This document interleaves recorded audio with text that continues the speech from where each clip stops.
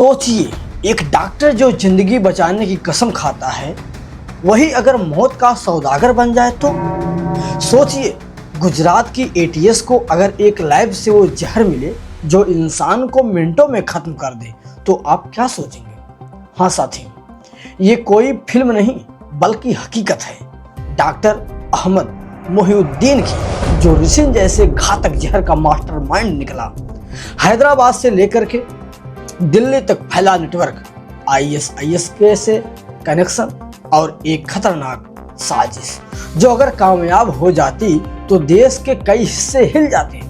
आज की इस वीडियो में हम बताएंगे रिसिन जहर होता क्या है, डॉक्टर मोहिउद्दीन कौन है, गुजरात एटीएस ने उन्हें कैसे पकड़ में लिया और इस पूरी कहानी का आईएसकेपी यानी आईएसआईएस खोरसन प्रोविंस से क्या रिश्ता है। डॉक्टर मोहिउद्दीन कौन था जिसने स्टेथोस्कोप छोड़ करके मौत की प्रयोगशाला पकड़ ली? साथियों, कहानी यहाँ से और खतरनाक होती है। मोहिउद्दीन नाम डॉक्टर का, लेकिन दिमाग आतंकियों का। चीन से एमबीबीएस की पढ़ाई की, लेकिन भारत आकर के FMGE एक एग्जाम होता है, उस एग्जाम को वो पास नहीं कर पाया। उसके पास अब यहाँ से दो रास्ते मिलते हैं, या तो वो डॉक्टर बने या फिर डर का धंधा शुरू कर दे। और साहब ने दूसरा वाला धंधा चुन लिया। हैदराबाद में शावरमा का ठेला लगाया, लेकिन दिमाग में चल रहा था कि जहर की लैब बनाने का सपना कैसे खोलूं। तो एटीएस की रिपोर्ट ये कहती है कि ये आईएसकेपी से डिजिटल संपर्क में था और धीरे धीरे खुद को केमिकल मास्टर समझने लगा था। मतलब मेडिकल की किताबें नहीं पढ़ी, यूट्यूब वाले वीडियो और टेलीग्राम वाले टेरर चैनल पढ़ करके रसायन विज्ञान ये सीख रहा था। सस्ती साइंस ले रहा था और साथ में महंगा दिमाग, दोनों को मिला करके ये बनाया खतरनाक कॉकटेल।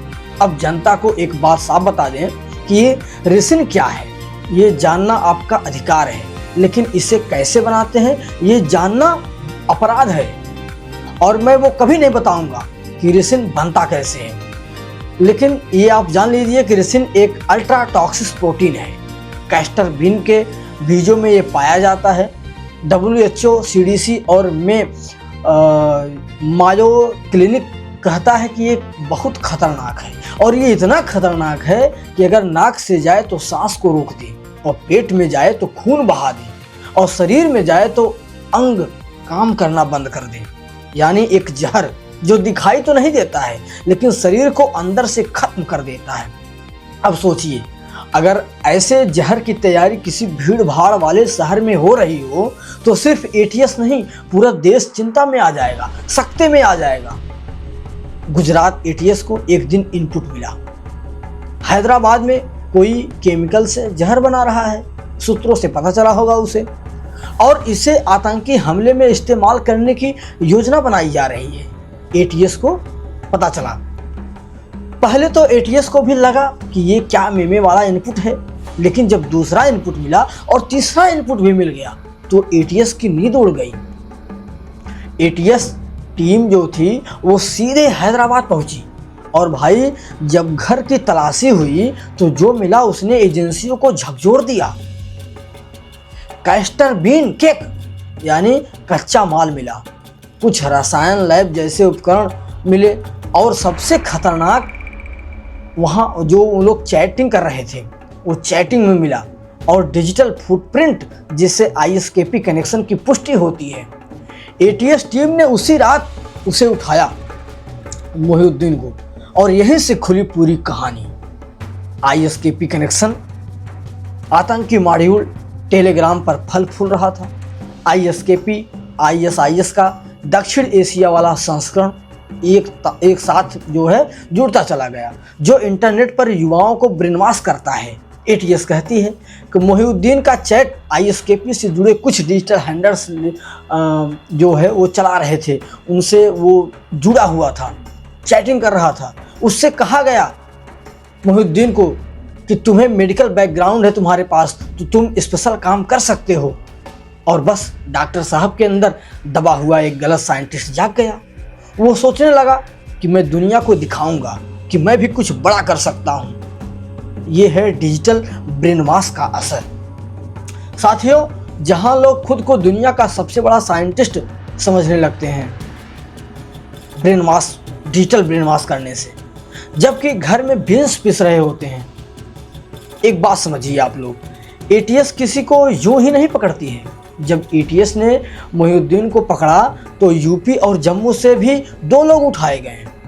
जांच में यह सामने आया कि यह सिर्फ एक आदमी की लैब नहीं थी, बल्कि 3-4 राज्यों में फैला एक छोटा सा मॉड्यूल था जो मौका देख करके टेस्टिंग या हमला करने की सोच रहा था। या तो वो टेस्ट करता या फिर बड़ा हमला कर देता। वो इसी की फिराक में था। तो एटीएस, एनआईए, आईबी सब ने अपनी अपनी टीम लगा दी उसके पीछे। और यही वो पल था जहां ये केस हैदराबाद का लोकल केस से नेशनल सिक्योरिटी केस बन गया। अब मैं एक बात साफ कहता हूं कि हमारे देश में पुलिस, एटीएस, एनआईए का नेटवर्क बहुत तेज है। अगर ये हमला होता तो बहुत भारी नुकसान भी होता, क्योंकि भीड़ भाड़ वाले इलाके, धार्मिक स्थल, सरकारी जगह या वीआईपी मूवमेंट, इनमें जहर जैसा अगर खतरनाक हथियार मिल जाए और बना रहे हों ये लोग, तो हमला तो होना ही था, बहुत खतरनाक। और यही वजह है कि इसे हाई प्रायोरिटी थ्रेट माना गया। रिसिन के लक्षण क्या होते हैं ये जानना आप लोगों के लिए बहुत जरूरी है, ताकि लोग घबराएं नहीं बल्कि पहचान सकें रिसिन क्या होता है, रिसिन कब उभार करता है। उल्टी आने लगे, तेज बुखार होने लगे, पेट में दर्द होने लगे, सांस लेने में दिक्कत होने लगे और खून की उल्टी होने लगे, शरीर में सूजन आ जाए। अगर ऐसा कभी किसी भीड़ वाले इलाके में कई लोगों में दिखे तो तुरंत आप लोग 112 या जहाँ चल रहा हो 100 उस पर फ़ोन लगाइए, या फिर आप अस्पताल में जाइए, स्थानीय प्रशासन को कॉल कीजिए। और अगर संदिग्ध पैकेट अगर दिख जाए तो उसको हाथ न लगाएं। ये WHO और CDC की बेसिक गाइडलाइन है। राजनीति प्लस सोशल मीडिया, जहां हमला हो या ना हो, बहस जरूर हो जाती है। आप सबको पता होगा कि घटना हो या ना हो, भारत में राजनीति जरूर होने लगती है। कोई बोलेगा कि सरकार निकम्मी है, कोई बोलेगा एटीएस का बड़ा काम है, कोई बोलेगा ये एजेंसी का सेटअप है। अभी बिहार में चुनाव हो रहा था, उसी समय ये बम धमाका हुआ, ब्लास्ट हुआ था, तो लोग यही सोच रहे थे कि मोदी जी ने करवाया होगा। लेकिन सच्चाई इतनी होती है कि जब तक आतंकी डिजिटल दुनिया में मौजूद है, भारत की एजेंसियां ऐसे केस पकड़ती रहेंगी। और सोशल मीडिया वो तो महाशय हर चीज में मजाक, मीम, विवाद सब बनाते रहते हैं। इसलिए सच्चाई जानना भी बहुत जरूरी है। और साथियों, अंत में बात सिर्फ इतनी है कि एक डॉक्टर, एक डिजिटल मॉड्यूल, एक जहरीला प्लान और 3 राज्यों में फैले लोग, ये सब मिलकर के एक बड़ा खतरा बन सकते हैं। वो खतरा बन सकते थे, अभी खतरा तो टल चुका है, लेकिन एटीएस ने वक्त रहते इसे पकड़ लिया। और ये केस हमें कुछ बहुत बड़ा कुछ सिखाता है।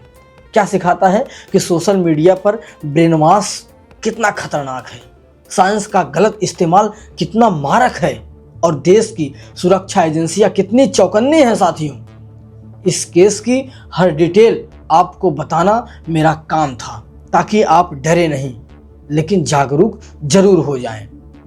साथियों, मैं सौरभ मिश्रा। अगर मेरी वीडियो आप सबको पसंद आई हो, जानकारी पूर्ण लगी हो, तो वीडियो को लाइक और मेरे चैनल आपकी सोसाइटी को सब्सक्राइब करना नहीं भूलिएगा। मिलते हैं अगले वीडियो में एक और सच्ची, गहरी और जरूरी कहानी के साथ। जय हिंद साथियों।